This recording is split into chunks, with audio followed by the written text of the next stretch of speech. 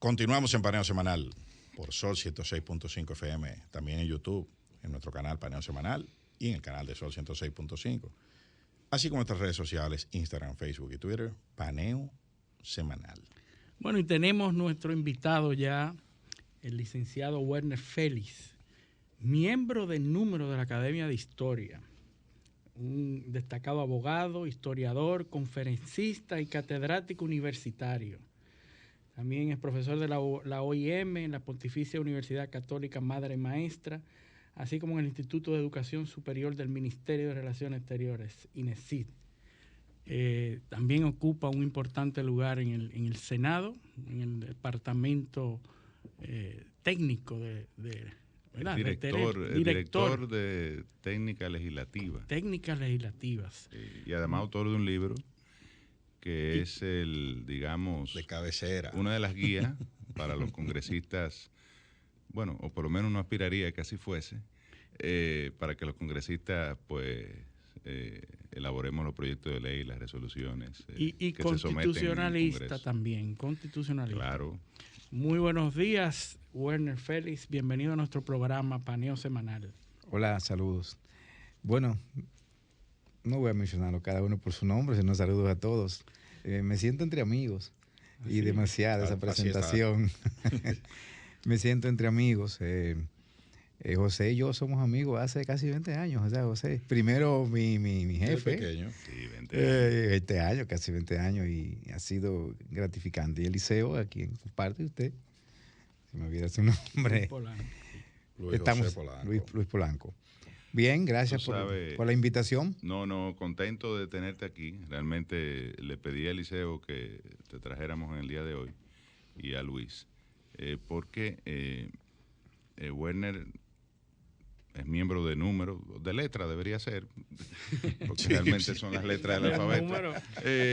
Lo que pasa es que hay miembros colaboradores y hay miembros hay asesores. Distintas categorías de miembros. Y el de número es la mayor. Están el miembro correspondiente también, creo que son algunos 46.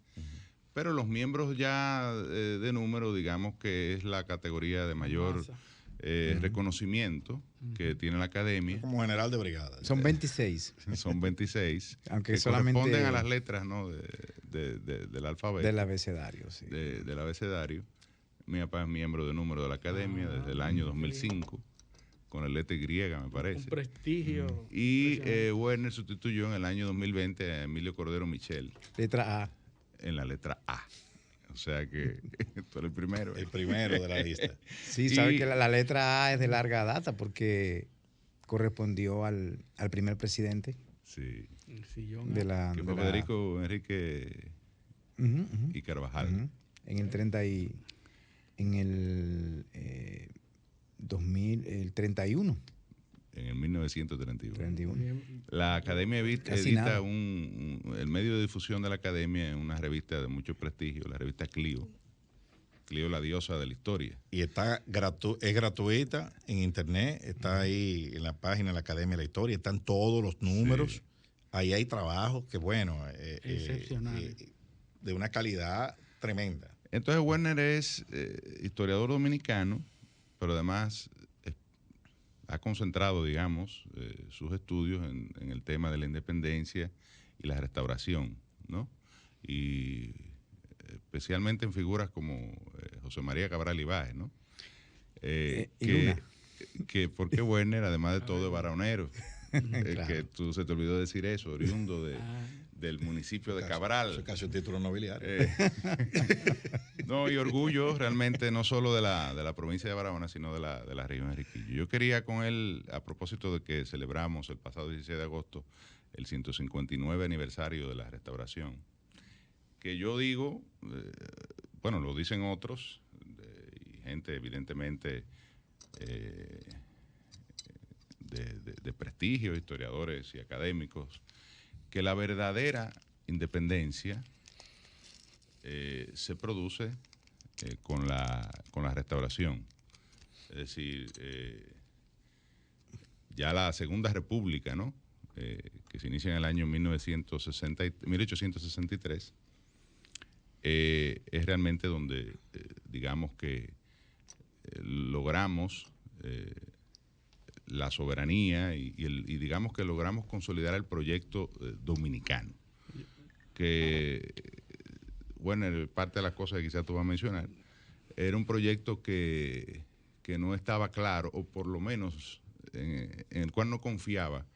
Yo diría que la mayoría de los dominicanos, a partir de, digamos, entre el interregno a partir de 1844, el 27 de febrero. O sea, había dudas de la viabilidad del proyecto de una república libre e independiente como la configuró Duarte en su proyecto de Yo nación, quisiera, ¿no?, que Werner nos explicara por qué esos especialistas entienden que esa era la independencia, si él está de acuerdo. En su visión, porque a lo mejor en no su está visión, de acuerdo con eso.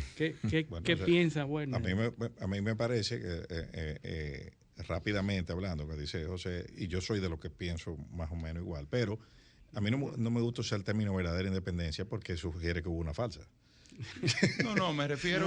La fundamental. Digamos, bueno, que la más duradera. La más legítima. La más legítima. La otra tampoco fue legítima. Vamos a oír lo que piensa. Yo me imagino que José se refiere a que, bueno, después de la restauración constituyó la consolidación de una idea de lo nacional. Uh-huh. Y a partir de allí, pues podríamos pensar que se suprimieron los criterios, ¿verdad?, de la pérdida de una soberanía. Y no necesariamente fue así, José. Recuerda que después del 65 tuvimos varios intentos de anexión de la bahía de Samaná, arrendándola, y de la anexión a España, la anexión a Estados Unidos. Varios intentos formales. Primero Cabral, José María Cabral y Luna intentó arrendar la bahía de Samaná. Eso le granjeó varios problemas. Y en segundo lugar, no es un secreto, todos lo sabemos, cuáles fueron las luchas de la Guerra de los 6 años, que fue los problemas en contra de Buenaventura Báez, precisamente por su criterio de la anexión. O sea, que debo decir, esa segunda, bueno, pero por lo menos se frustraron esos intentos. Claro, pero totalmente. Estuvo al punto de producirse, y de hecho el Congreso norteamericano discutió y se suscribió, me parece, ¿verdad? El acuerdo entre Ulises Grant y Báez para anexar la bahía de Samaná. Bueno, no, el país. Primero era el arrendamiento de la península, sí, y de la bahía, que es la intención de Cabral. Ahora, ya la cesión de todo el país era de Báez. Que debo decirte que el planteamiento era aquí fomentar una república de esclavos libertos, es decir, ese era el proyecto. Que ya habían migrado a Samaná, ¿o no? No. Una parte. Pero vamos. Todavía no he podido responder. Exacto. Quise entrar un poquito de atrás hacia adelante. A eso era que. Porque es que el criterio de la idea de la independencia hay que verlo de diferentes naturalezas. Primero, como Estado. Hay que recordar que el Estado nace formalmente, sentimentalmente, a las 11 de la noche del 27 de febrero, pero formalmente fue el día primero, cuando instauramos la Junta Central Gubernativa ya formal, y se dicta la primera ley, que fue precisamente la abolición de la esclavitud, el 1 de marzo. Entonces, como Estado, nuestro Estado ¿Quién presidía esa? Tomás Bobadilla. Sí. La importancia de ese dictado no podemos analizarlo aquí, pero fue trascendental desde todo punto de vista. Cuando tú vuelvas. Bueno, entonces, desde el punto de vista de Estado, el Estado inicia el 1 de marzo del 44. El Estado formal, el Estado sentimental inicia las 11 de la noche del 27. Y el Estado constitucional inicia el día 6 de noviembre, con la instauración de la primera Constitución. El acta del 16 de enero constituyó una base constitucional, pero no era una constitución, claro está. No tenía las características y las formalidades de tal, pero fue el elemento determinante para conformar el Estado. Entonces, en el año 1863, es verdad que habían sectores que querían continuar España, o en el 61, pero habían otros que no. Y pienso que precisamente la restauración surge porque una mayoría del país se sentía dominicano.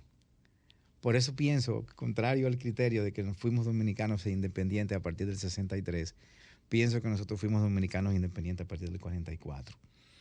La idea de lo liberal, del Estado-Nación y del concepto de lo que es, diríamos, ese liberalismo surge con Duarte, ya lo dijeron ustedes, y continuó con esas... Surge no, se consolida en el 44 y continúa con todos esos actores, dentro de los cuales todavía en el 61 figuran de una manera preponderante Mella y Sánchez. Sin embargo, los que acapararon el poder político durante el periodo post-independencia, Pedro Santana, que evidentemente le dio un golpe de Estado, el primer golpe de Estado fue a la Junta Central Gubernativa, Sí. A pocos meses de la incipiente independencia dominicana, y Buenaventura Báez, que fueron los que dirigieron, digamos, la República. Uno, y ambos, que a lo que voy, no creían en el proyecto de soberanía, de independencia. O por lo menos sus actuaciones así lo demuestran. Era anexionista. En el caso, y quizá íbamos a entrar un poquito a los antecedentes de la restauración. En el caso de Santana, pues evidentemente inicia ya hacia el año 61, ¿verdad? El planteamiento, ¿no? No, antes, en el 59. El planteamiento de la anexión. Claro, no, desde 59, desde el 60. La formalización y Tomás Bobadilla incluso estaba entre el grupo de los afrancesados, ¿no? Claro que sí. Claro. O sea, que planteaban eventualmente un protectorado con Francia. No, había un grupo que en estaba... En el 1844 habían 6. Sí. 6 grupos. No. 6 grupos que planteaban diferentes posiciones. Diferentes corrientes. ¿Cuál es? ¿Tú puedes mencionar? Vamos al 44. Vamos al 44. Tenemos que hacer una carrera un poquitito, claro. En primer lugar hay que hablar del primero, que era el grupo dominicano, o sea, el que quería la instauración de la República, que fue el que triunfó, por suerte. Claro. Triunfó brevemente. Brevemente, sí. Bueno, no. Yo digo que triunfó. Somos dominicanos, estamos aquí. Claro. El grupo pro francés, que ya fue mencionado, era el más fuerte. Sí.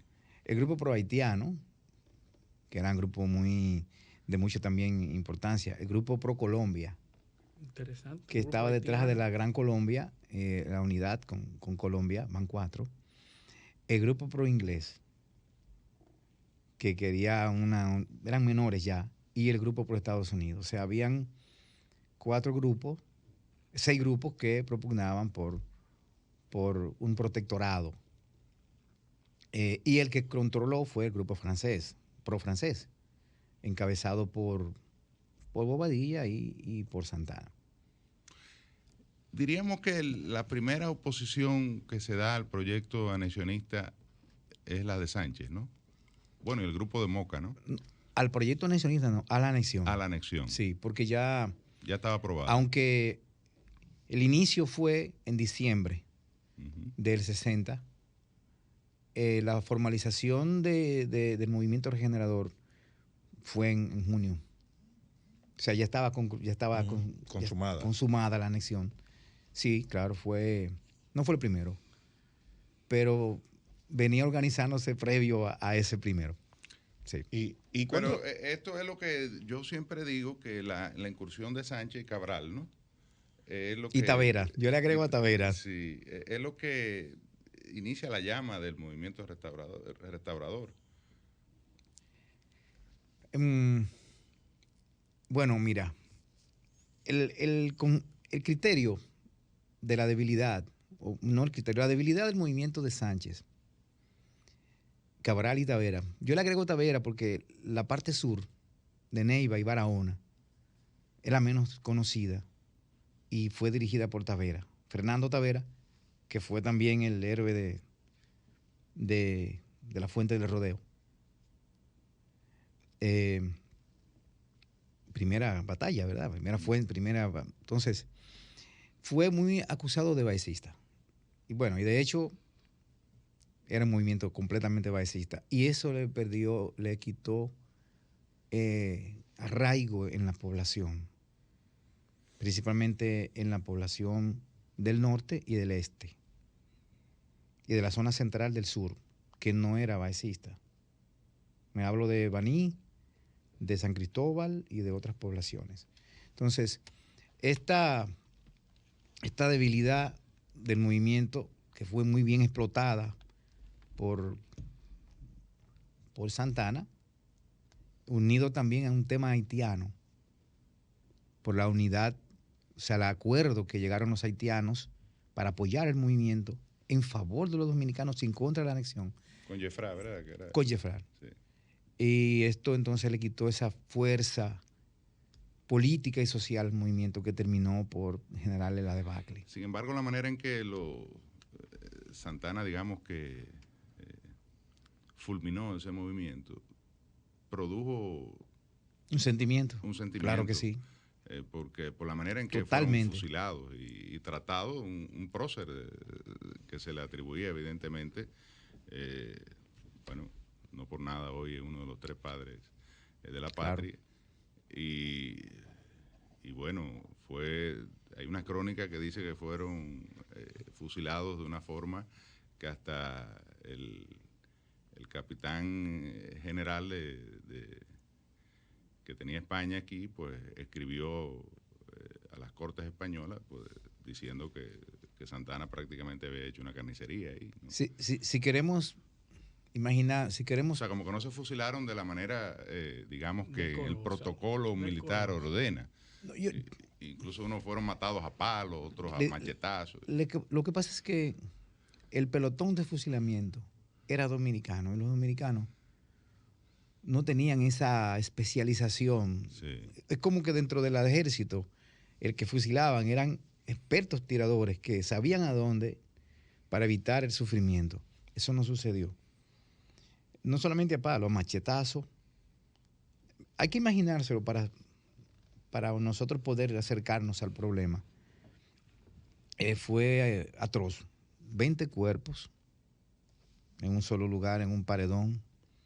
Uno de ellos, que era el propio Sánchez, herido. En una silla, enfermo. Sánchez tenía otras enfermedades. Sánchez sufría de problemas de venéreos.